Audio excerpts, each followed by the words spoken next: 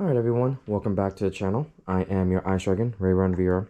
And today we kind of have a special episode because this video is actually going to encompass basically two different series tied into one episode. So this is the latest update on the Dragon's Modular Railway, as well as how far can we take Digitrax. So this modular I've been working on for a while now. It took me about a month to build to get it to this point into the what I call functional stage. And so you can see that this is a 3 to 2 to 3 modular configuration. And what that allows me to do is actually finally get access to this third rail. I finally got the third rail installed and it is operational. There are still some feeders that I need to do.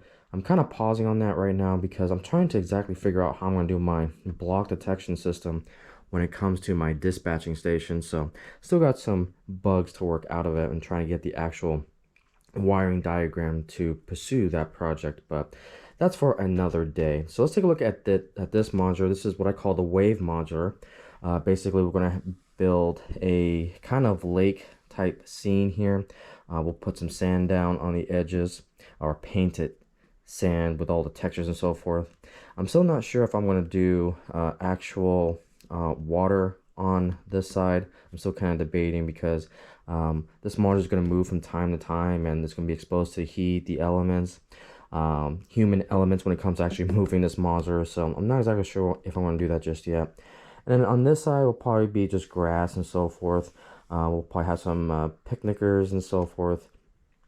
Just maybe some rail fanners as well. Again, this will be all grassy scene and so forth to give it some texture when it comes to this modular. But some other things to look at here is that I've got what I call my digital hand throws here. These are actually momentary push buttons that I got off of Amazon, and that's connected to a Digitrax equipment, which we'll talk about here in a second.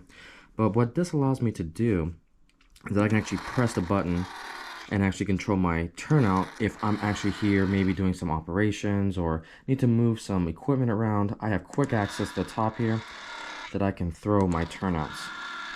Now what's also pretty cool is that I have the Digitrax brand new push toggle momentary push buttons, and they basically achieve the same thing. Now again, Digitrax always, when you need to understand Digitrax, you always need a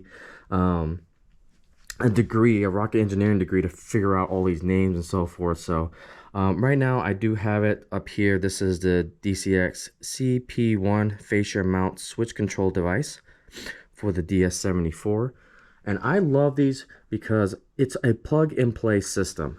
And so, you know, I push it, and if it needs to go over, it gives me the red, and it goes back to green. So I can actually control the turnout from the side here as well.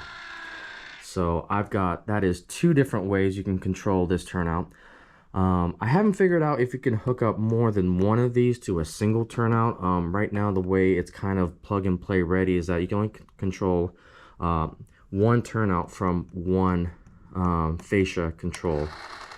But again, for my functions, it's fine because I can control it from one side, or I can control it from the top from either side, which works just fine. So now I want to go into kind of the heart of this modular, and that's where kind of the how far can we take Digitrax series really shines. So here's my wiring, and I'll get you guys some light here. There we go. All right, so here are, again, my wiring is a mess. I know I've got to clean this up, but just for simplicity's sake, this modular follows the NMRA standards when it comes to wiring. And so I have a main bus, I have sub buses that I connect the rail A and the rail B to. And so what I use for my terminal buses is these guys right here. Again, I'll try to get some light here. Those are kind of a snap and play type of system. You strip the wire and then you just basically put it in and it snaps into place. So that guy right there is my main bus that separates into my sub buses. Now this is a little bit confusing because what I have done is I've added like several of these splitters. And so what I'm planning to do is actually connect those to block detection.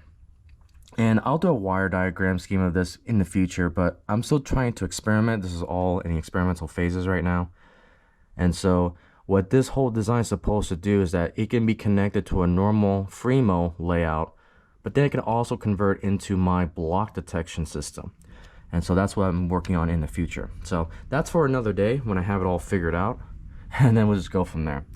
And so what we got here, this is the DS74. So this is basically the chip that allows me to control my turnout via DCC. Now I still have to connect this to LocalNet, but right now I can still control it from JMRI and so forth because it's got Rel A, Rel B connected to it and so forth. But I still need to connect this to LocalNet.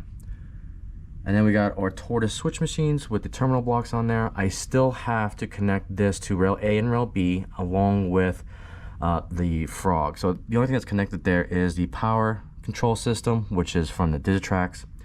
And then I've got the Frog connected to it. It is currently an ISO Frog. I don't have these connected to Rel A and B.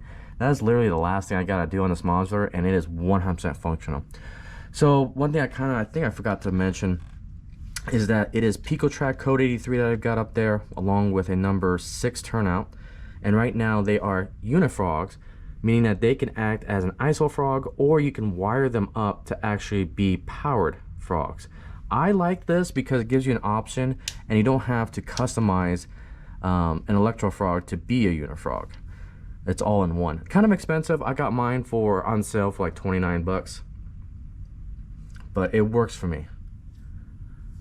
Alright, so some other things to talk about. Again, you can kind of see the fascia push buttons being connected to this little device right here. So that device is the DCX C4 input interconnect board for the 74. So that is this guy right here. Again, this is the Digitrax main website. So these guys need to be connected to this guy, which then gets connected to the DS74. So a little confusing. I'm hoping at least with pictures and so forth I can show you guys kind of how things work. I do have some other Digitrax videos that go into more details on my test bed that I had with episode 1 of the How Far Can We Take Digitrax series. And so that's what I got underneath here on a much more bigger scale. So again, you can see that's that little guy up there. I've got my momentary push buttons connected to it, as well as my push buttons. And then the ribbon cable here is connected to the DS74. So pretty much that is the wiring when it comes to this modular. Now these guys right here, I haven't really talked about these. These are called Prawn Designs leg pockets. And so I knew a member from Slomra that knew the guy, and ended up ordering some more so that way I can actually get this modular up and going. And then I just used normal wood here that I got from Lowe's to get the legs up. But that's pretty much, I'll get you guys some more light here. That's pretty much everything in a nutshell. Again, it could be cleaned up. I still gotta get the frogs powered, but that is our Wave modular up here. So again, I can control this from various different areas. I can control it from up here, that's 1, here from 2. I can do JMRI, which is 3. I can control it from my tablet, 4. I can control it from a normal Digitrax throttle, which is 5. And so that's why I love Digitrax so much, because I can just control this from a variety of different reasons, all connected to the same system. Like for the turnouts, I can control it from a dispatch board. I can control it right here at the points. You know, I can control it from the sides. I can see if it's thrown or not. It's just, I like the variety that Digitrax allows me, but then also synchronizes it into one system, so that way I can look at it from the grand scheme of things. So yeah, that's pretty much the modular in itself. I'm very, very happy with how it came out. I've had no derailment problems with my scale trains, tenders. My Walther's American car does very, very well over this. So even though it may look like it's really tight here, I've had my big boy, I've had my scale trains big blow, I've had all my passenger cars go over this just fine. So it works really, really well. So again, if you want to see the design of how I actually came up with this, you can look at my AnyRail episode with the Wave modular, and that's kind of where it started as far as the design phase. And now we actually got this built and operational. So again, this is also one thing I want to mention, that these aren't glued down, these are actually pinned down. I don't know if you guys can see that, but what I do is I actually hand drill into the ties here, and then I usually put 2 nails in every 5 ties, and then typically if I really need to bend the shape that I need to, I put 4 across. So I put 2 nails there, 1 nail on the side, and 1 nail on the side as well. So that's 4 pins that I got here, and it's pretty sturdy, like it ain't going anywhere.